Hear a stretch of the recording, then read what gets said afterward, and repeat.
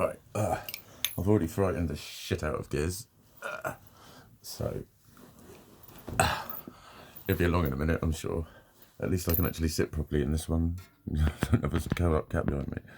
And like, if you're going to be a jester, you're going to be a fucking joke. You want to be a cold, rocking, motherfucking mean-ass jester. I love this look. I love this look. The colours aren't quite right in this hat. There needs to be a few more brighter ones. These are a bit dark. It's too much darkness, really.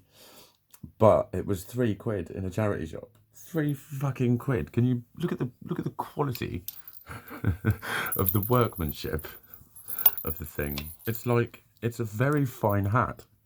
It's like a sort of felty kind of material. You know what I mean? It's a very well made fucking hat. Literally 3 fucking quid. What a find. And it spins on my finger. And I kind of like the 2 shades look as well. These shades are just basically a hairband that look like shades. But I'm going to take these ones off. But like, wow, yeah. They work. They fucking work. They fucking work. I don't think I was quite back together in that previous video, but I was on my way, because I did notice I was picking my topics back up when I was forgetting them. But then I went down and I've had breakfast and woke myself up properly and done all that, and I tidied my room. And I was saying it was like taking me 3 hours and 10 minutes was the target, and well, I did it in what felt like 10 minutes.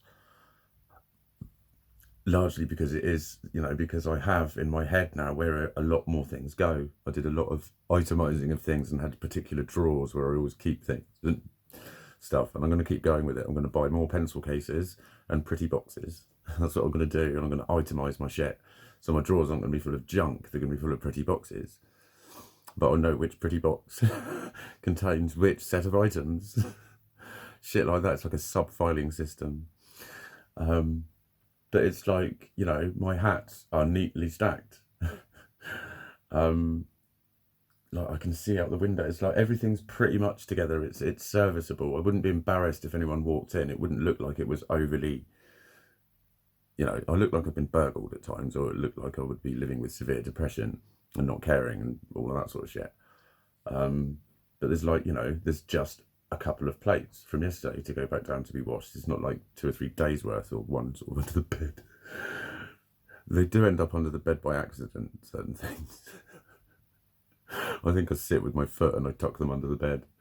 But no, it's like, that's how life can be. I can be very, very sort of neglectful. I really can. I have been, often. Just, there it is. There it is. No, it's not on fucking purpose. No one would do that on purpose. No one would be neglectful of themselves on purpose. It's just a weird, I don't know. I don't want to explain it, because like, you either go through it or you don't. And if you do, you understand, and if you don't, you won't, but you'll say you do. And it's just that silly circle that we go through with mental health shit. I'm proper being bogged out by the cat. I think I ruined his sleep. I proper startled him. I didn't actually go anywhere near him. It was just the suddenness with which I moved made him go, Pyong. There's nothing wrong with his reactions. He might be 17. Fucking hell. He moved like a cat. He moved like a cat does. Did he, mate? I'm sorry. Did I disturb your highness's sleep? I definitely did. But yeah, no, they completely and utterly work. I completely feel different. I feel a lot more organised, a lot more together. I'm starting to think, what can I do? Da da da da. But not in a manic way. Not in a manic way. It's the most hello. I thought this might happen. Hello. Not in a hypermanic way. That can often be, you know, that's when you do sort of burn out, or you don't actually get much done. You just think you're getting a lot done because you're in a hyper sort of mood. But it's you know, after doing some bits and pieces, it was again like I was gonna make this video. Stealing the show there, mate. I was gonna make this video, so actually no, I'll just do that first. No, I'll just do that first. Actually, I'll get that. You know what I mean? That kind of level of organisation where my brain is happy to have some concurrent thought processes going on and planned actions, and it's running each one through to the end, rather than going, right, I've got all of those to do. How about I just do this with them all and pronounce them done when they're halfway finished and start the next thing and all that sort of shit.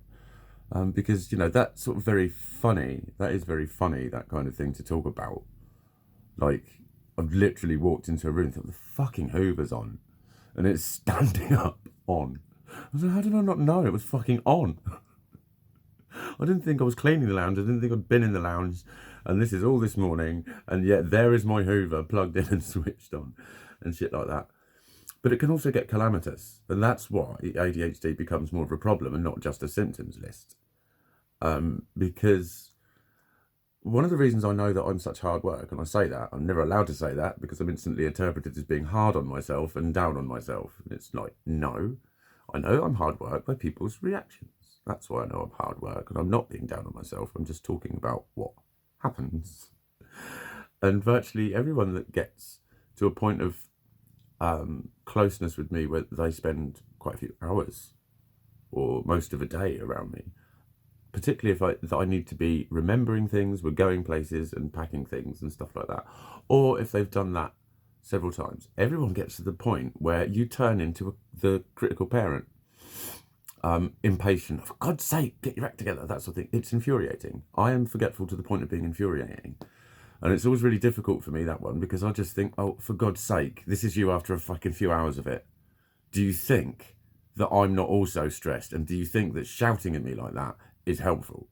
But then I can totally see your point of view that I'm infuriating. And this is one of the big reasons why I'm saying there's that portcullis.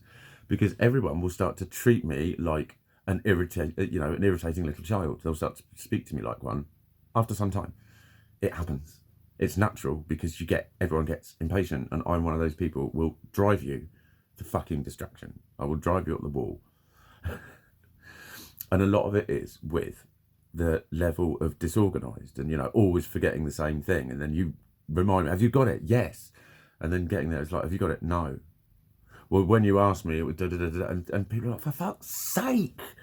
I get you to that point, to where the for fuck's sake gets emphatic. Guaranteed, it's happened pretty much every time with every person I've ever got close to. And then once it's got to that point, they very often change towards me.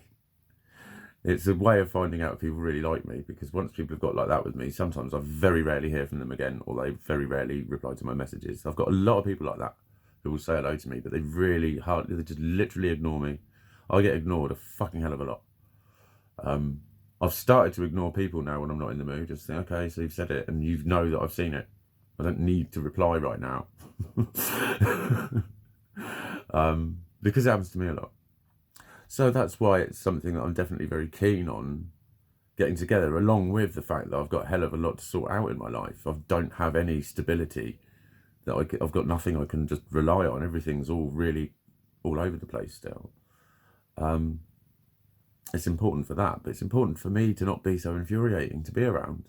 Because there are many reasons why this sort of shit happens, and that is one of them. And what I mean is the reasons why I think, do you know what, I'm just not going to go because I will just be a fucking liability, either an emotional one or a practical one. And when I'm an emotional liability, I hate that. Because I don't like, having people come and hold my hand in the corner and, are you okay? I don't like it. No one likes it. We've all got a sense of pride.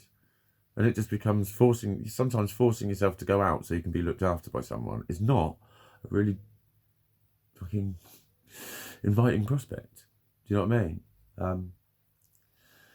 So yeah, that's why this shit is really important. If any issues I can address and that it seems to address, I'm all for it. I'm all for it, and I'll take this fucking pill for life, judging on these sorts of performances. I just want to go that extra bit with it. I want it to give me a bit more. I really do. Purely because of how well it's working in so many areas. It's just, I don't know. It would be horrible if this was it. If this was as much as it could give. And then anything else was just side effects, because that was something that the bloopster was discussing with me when I was on the others, when I was on Aquasium and Concerto. He would always say the same thing about the side effects. And sometimes you can just reduce the medicines, like you quite often have to weigh up the benefits against the side effects. How unpleasant are they? How can you manage them? You know what I mean? like if an unpleasant side effect was a lack of appetite, which mine unfortunately isn't, because I just ate a decent breakfast and I'm still fucking hungry. Basically, it just didn't work. It just didn't work. I get that a lot. It's just like I've not eaten. I feel like I've not eaten, but I've eaten. I think it's a decent enough breakfast. Cheese sandwich and a packet of crisps.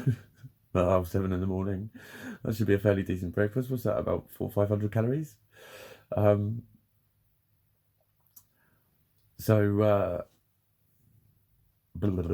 yeah, if it was to affect your appetite over a long period of time, that would become a concern because you would become malnourished or whatever, those sorts of things. But if it's not doing any of that.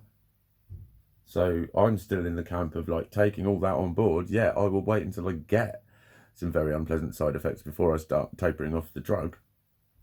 You know what I mean? Because all I'm getting at the moment is what appears to be some consistent and reliable benefits that, like I say, I do have to work with. I do have to carpe diem or carpe de minute, whatever it is, and work with it. But like anyone does, you've got to have that initial motivation and want and will and all of that sort of stuff. And like I've commented before, that's where I will fall down, is when the emotional shit kicks in. But that's just, that'll be what I'm coping with in different ways. That's what the DBT's for, when it comes, if it comes.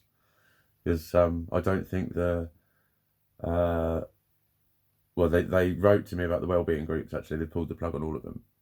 And I would imagine the same is to be said for the what's it called, life skills, and I need to do the life skills before I can receive the DBT. But I pretty much imagine that a lot of the sort of crisis management means a lot of the nursing team that would have been doing the groups will be pulled back over onto the nursing side, because they've probably got a higher demand for people who are considered a much higher risk than me and all of that sort of stuff. Because yeah, I was starting to get trepidatious about my mental health, in the fact that I need to start to learn to manage it. Not that I'm going to catastrophize about it. I need to learn to manage it. And I know that I'm not at the level that a lot of the people, every time I go to that hospital, there's someone who's just, there are certain people, without being horrible, that you can tell by their face and the way that they talk that they have mental health issues. And that's not me being I'm just saying, we know that there is a certain physical presentation to some mental health patients, and it can just be seen in the way that they look confused, or the way that they talk. And there's always people like that there, and they nearly all have support workers with them. So I know that I'm not that bad, or that severely affected. So I'd imagine a lot of those people would have a lot more concerns on their plate with being isolated for, it looks like maybe 12 weeks. How am I doing for time? Oh, I'm going on a bit. So I better bring this one to a close. Yeah.